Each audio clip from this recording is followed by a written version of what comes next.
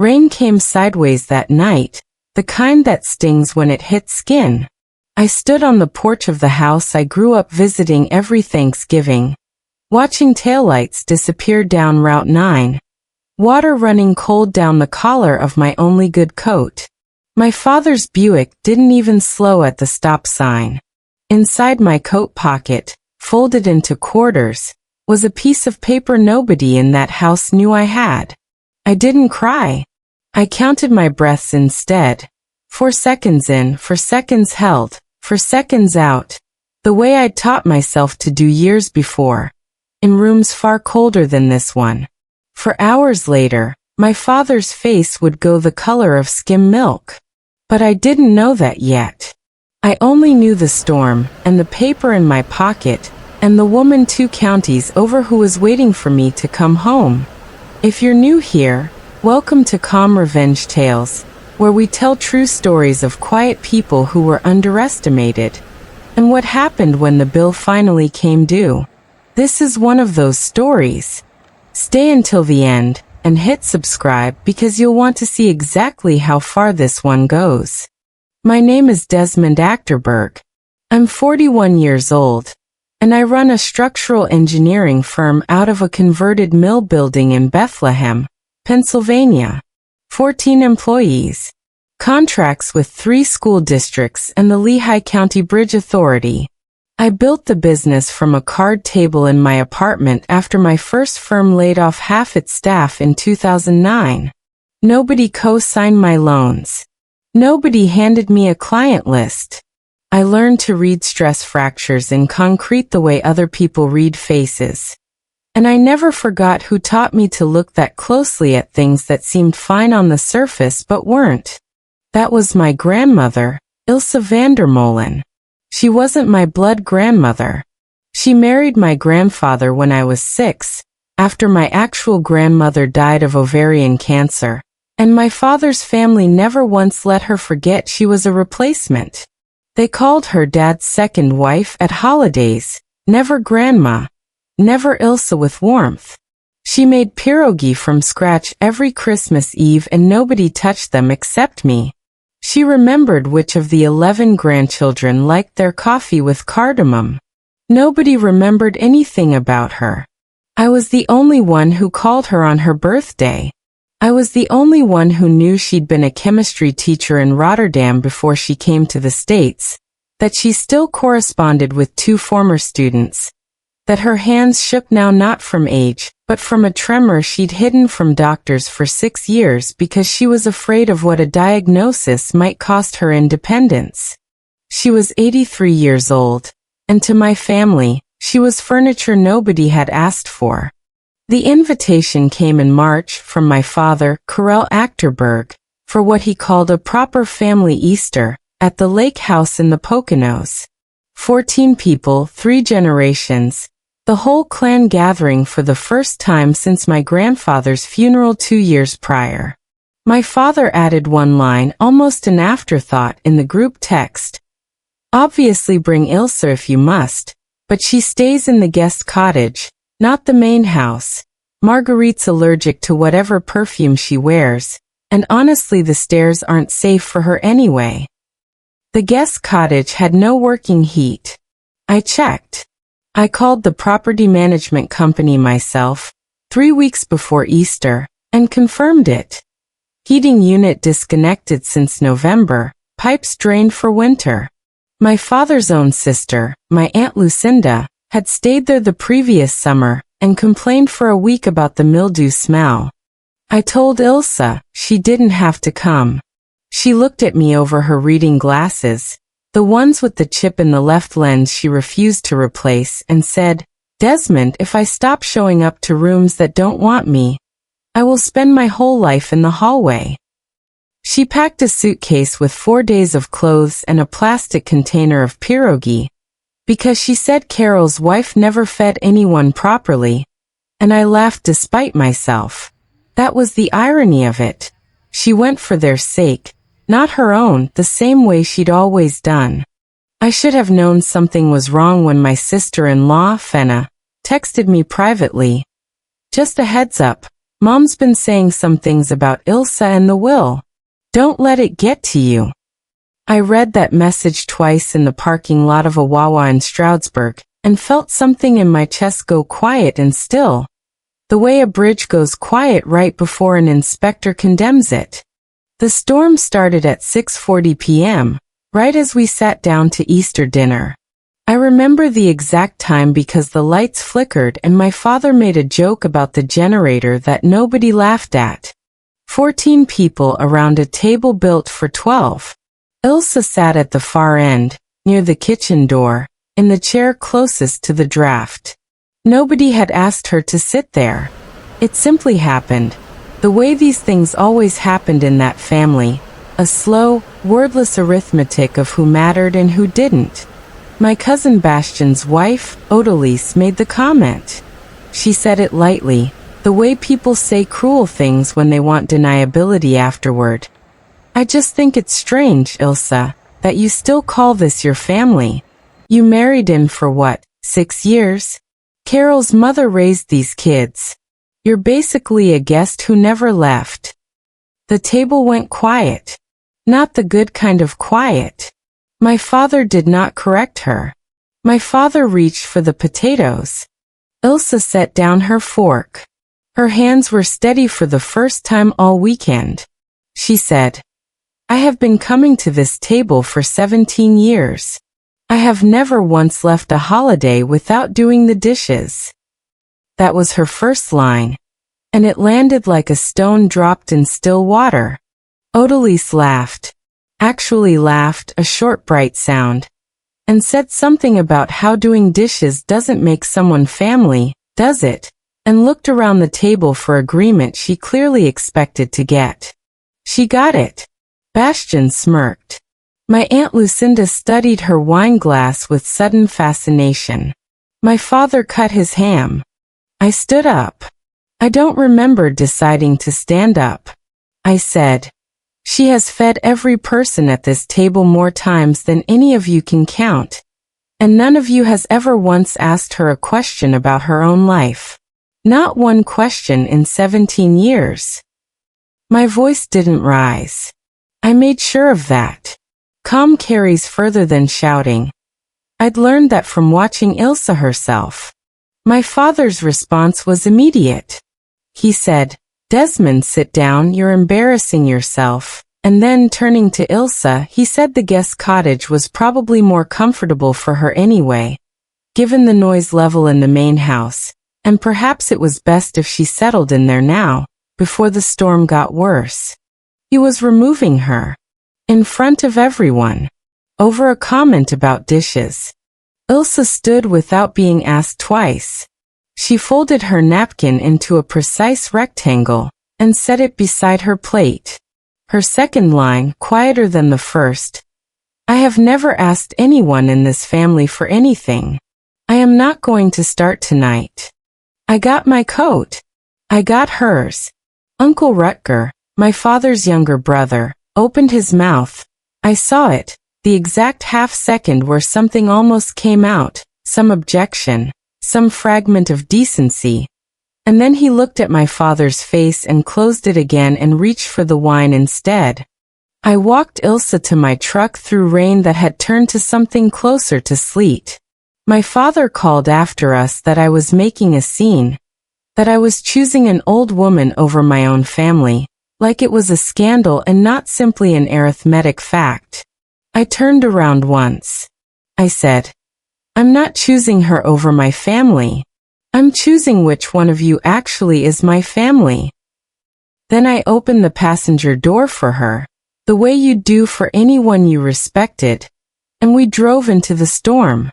That was 4 hours before my father's face went pale. He didn't know it yet. Nobody at that table knew what was folded in my coat pocket. We didn't talk much on the drive. The wipers worked overtime against sleet that kept trying to become snow. Ilsa's hands sat folded in her lap, and I noticed, the way I notice stress fractures, that they had stopped shaking entirely. Adrenaline does that sometimes. Steadies what fear usually unsettles.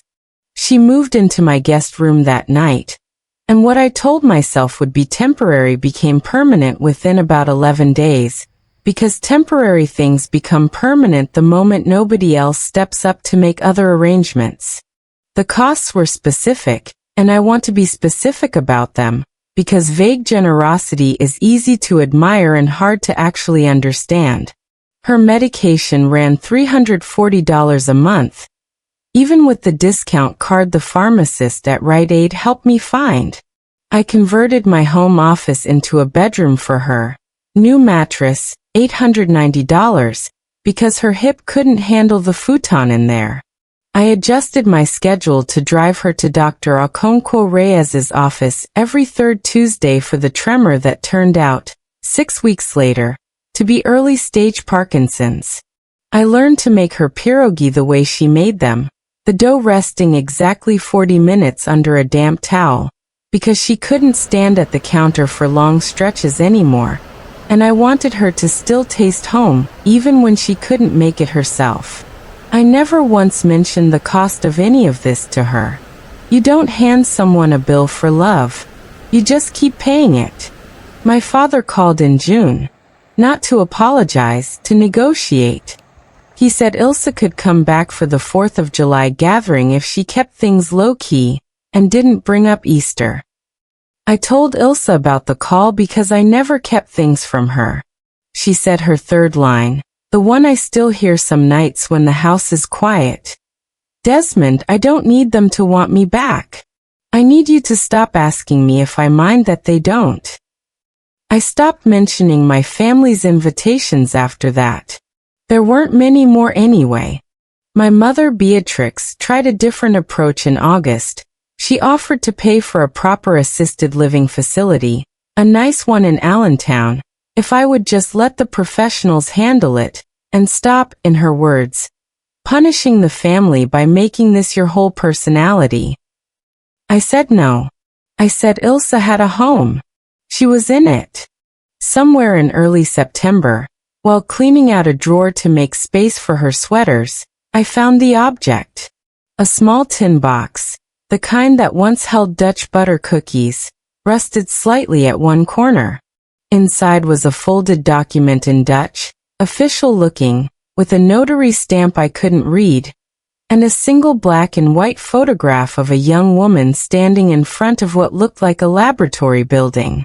I asked Ilse what it was.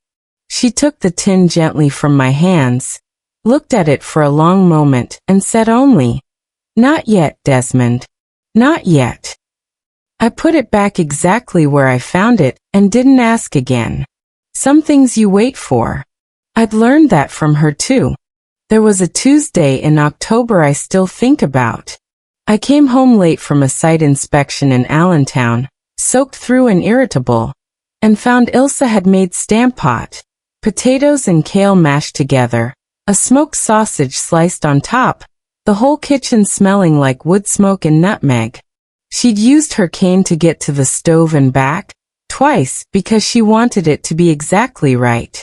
We ate at my kitchen table, the same scarred oak table my grandfather had left me, the one thing from that family I actually kept, and she told me about Rotterdam winters, about walking to the tram in wooden clogs because leather ones cracked in the cold. It wasn't a big moment. It was just dinner. But I remember thinking that I had never once, not one single time, seen anyone in my father's house look at her the way I was looking at her right then. Like she was someone worth listening to. If you've ever chosen the person nobody else would choose, you already know what comes next costs something. But I promise you, the ending is coming, and it's worth the wait. Hit subscribe now, so the rest of this story finds you. The letter came on a Thursday in November, care of a law office in Rotterdam with a Philadelphia correspondent firm attached, Van Tongeren and Associates, on Chestnut Street. It was addressed to Ilse Marieke Vandermolen, care of me, at my address, because she'd apparently updated her records with the firm 2 years earlier and listed my address as her permanent one. I remember the receptionist's voice on the phone requesting that both of us come in person, and I remember thinking it was strange that a simple estate matter, would need an in-person meeting on a Thursday afternoon in a conference room instead of just a certified letter, but I drove her there anyway, her cane tapping against the marble lobby floor, my hand steady under her elbow. The lawyer's name was Petra Van Tongeren, third-generation partner, and she asked if we'd like anyone else present, specifically naming my father as next of kin on some outdated family document from years earlier. Ilse said no. Ilse said, "My family is already in this room." What Petra Van Tongeren explained, over the next 40 minutes, was this. Ilse Vandermolen had not simply been a chemistry teacher in Rotterdam. She had been a research chemist at a pharmaceutical firm called Hendriksen Boas from 1968 to 1974, and in 1971, she had co-developed a stabilization compound for a common insulin delivery process, patent number, filed jointly under two names, one of which was hers, maiden name Ilse Marieke Doornbos. The compound had been licensed for decades under a small royalty arrangement that nobody had actively administered since her research partner's death in 1996, because the paperwork required a living co-patent holder's signature to renegotiate the terms, and Ilse, not wanting to deal with lawyers or draw attention to money that felt, to her, unearned by comparison to what her partner's family had built with it, had simply let it sit. Until a pharmaceutical conglomerate acquired the smaller firm holding the license in 2024, and triggered a mandatory audit, which uncovered an unclaimed royalty account that had been accruing, with interest, for 28 years. The number Petra Van Tongeren read aloud was $2,340,000. I did not make a sound. Ilse did not make a sound. Petra Van Tongeren said the funds had been sitting in escrow for 11 months while their firm tracked down the correct Ilse Vandermolen, of which there were apparently 3 in the Greater Netherlands diaspora legal record, and that everything was now confirmed and ready for disbursement, minus legal and administrative fees, pending Ilse's signature and a beneficiary designation, should she wish to name one now for estate purposes. Ilse asked for a glass of water. Her hands, for the second time in this story, were completely steady. She named me. Not as an afterthought. She'd apparently discussed this with Petra Van Tongeren's firm 6 weeks earlier, during a phone consultation I didn't know about, the same week she'd told me not yet about the tin box. The tin box, it turned out, held the original 1971 patent documentation, and a photograph of her standing outside the Hendriksen Boas laboratory in Rotterdam, 26 years old, 3 months before she said she almost quit chemistry entirely because a supervisor told her the compound work was better suited to men with steadier hands. My father found out because I told him. I want to be honest about that. I wasn't hiding anything, and I wasn't planning some grand reveal. I called him in December to tell him Ilse was doing well, because despite everything, I still believed in telling the truth plainly, and somewhere in that conversation he asked, almost sneering, whether I was still playing nursemaid to a woman with nothing to leave anybody. I told him about the patent. I told him the number. There was a long silence on the phone, and then he asked me to repeat it, and I did, and that's when 4 seconds of dead air, and then his voice came back thin. That's when his face went pale, though of course I couldn't see it. I only heard it happen in the way his voice lost its floor. He organized a family meeting 2 weeks later. Neutral ground, he said, a private room at a restaurant in Easton. 12 of them showed up. I brought Ilse. My father's outburst came fast, faster than I expected from a man who prided himself on composure. He stood up, actually stood, and said this was exactly why she'd been kept at arm's length all these years, that she'd clearly been sitting on this, and using it as some kind of leverage, that family loyalty should count for something when there's real money involved. My mother performed her grief beautifully and immediately. Tears on command, a hand pressed to her collarbone, saying she'd always loved Ilse like a mother, always, and this whole misunderstanding had broken her heart. Odalise, of all people, went quiet and small in her chair, staring at the tablecloth, and I watched something like actual shame cross her face for the first time in 2 years, the first crack in the performance I'd ever witnessed from that side of the family. Ilse set the tin box on the center of the table. She opened it herself. She placed the photograph face up where everyone could see it. A young woman in a lab coat, unclaimed, unaccompanied, standing in front of a building that would eventually make someone else's family rich. She said, "Odalise asked me last spring if doing dishes made someone family." The room went still. I want to answer her properly now. It never did. But showing up when nobody asks you to, that does. Desmond showed up.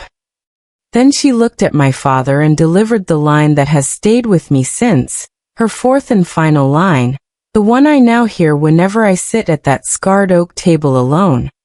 "I don't need this family's name on anything, Corral.